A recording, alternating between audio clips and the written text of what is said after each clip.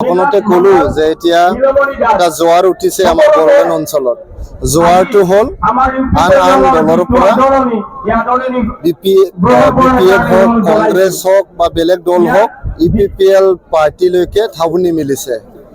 সকলোৱে এতিয়া মানে ইপিপিএল দলৰ নীতি আদৰ্শক ভাল পাই পেলাই যিমান নেতা কৰ্মী আছে বিভিন্ন দলৰ ঘাইকে আমাৰ বিপিএফ আৰু কংগ্ৰেছৰ ইপিপিএল দলত যোগদান কৰি আছে। ইয়াৰে জোৱাৰ উঠিছে আজি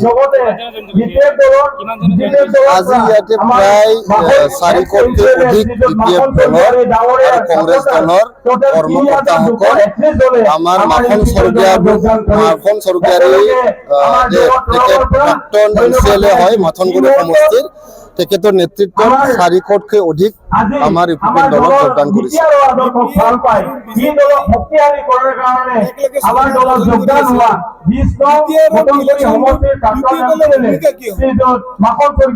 ইলেকশ্যনৰ আগতে আমাৰ বিৰোধী দল মেইন বিৰোধী দল হ'ল বিপিএফ। ইলেকশ্যনলৈকে তেখেতসকলে থাকিব না নাথাকিব, ইলেকশ্যন খেলিবলৈ কেণ্ডিডেট বিচাৰি পাব না নাপাব এইটো সন্দেহ হৈছে। বহুত সমষ্টিত বিপিএফে কেণ্ডিডেট বিচাৰি নাপাব, এইটো আপোনালোকক ক'লো আছে। মই নিজে বিপিএফৰ MCLA আছিলোঁ। মই নিজে যোৱা 2020 চনত বিপিএফ হিচাপে জিকিছিলোঁ।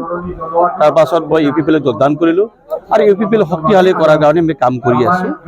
আৰু বিটিআৰ বাসী ৰাইজে দাবী কৰিছে যে বিটিআৰ অঞ্চলত ৰিজনেল পাৰ্টি হিচাপে শক্তিশালী এটা পাৰ্টি কৰক, ৰাইজৰ দাবী। গতিকে সেইটো কথাই আজি বাস্তৱত ৰূপায়ণ হৈছে। কাৰণ BTC ৰাইজে বিচৰা নাই 2-3টা ৰিজনেল পাৰ্টি লাগে বা প্ৰয়োজন আছে, সেই কথাটো ৰাইজে বিচৰা নাই। এটাই বিচাৰিছে এটা শক্তিশালী দল। গতিকে শক্তিশালী দল হিচাপে আজি ইউপিপিএল ৰাষ্ট্ৰীয় দলে শক্তিশালী হৈছে।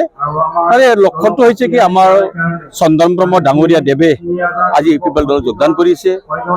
হাম্পা বৰগীয়াৰী ডাঙৰীয়া তেওঁলোকে জইন কৰিছে, কমল সিং নাৰ্জাৰীয়ে জইন কৰিছে আৰু আমি 7জন MCLA জইন কৰিছে।